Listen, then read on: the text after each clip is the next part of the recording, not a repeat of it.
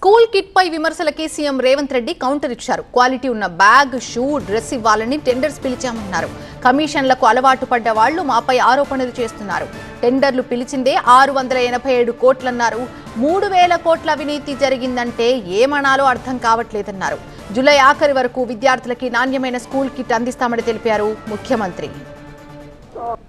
Quality ఉన్న బట్టలు, quality ఉన్న షూస్, స్పోర్ట్స్ షూ, అదే విధంగా సాక్స్, దుప్పట్లు, టవల్స్ అద్భుతమైన క్వాలిటీతోని ఒక మంచి కిట్టు 9 వస్తువులను పెట్టి మంచి ఒక స్కూల్ బ్యాగ్తో సహా ఈనాడు పిల్లలకి ఇవ్వాలి.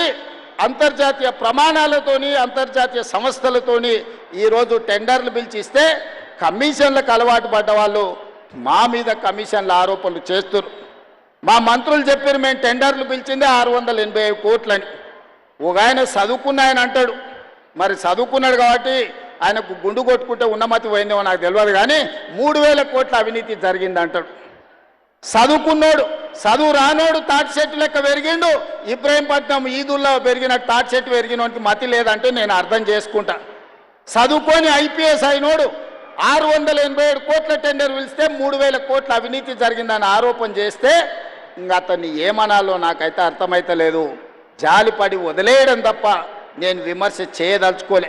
అందుకే ఈనాడు క్వాలిటీ ఉన్న బట్టల్ని, క్వాలిటీ ఉన్న షూని, ఈరోజు నాణ్యమైన వస్తువులను అందించాలని ప్రణాళిక పెట్టుకున్నాం. మా విద్యాశాఖ అధికారులు విడతల వారీగా జూలై ఆఖరి వరకు అందరి విద్యార్థులకు 100% అద్భుతమైన నాణ్యమైన వస్తువులను, బట్టలను అందించడానికి ఈరోజు ప్రణాళికబద్ధంగా కార్యక్రమాలు నిర్వహిస్తున్నారు.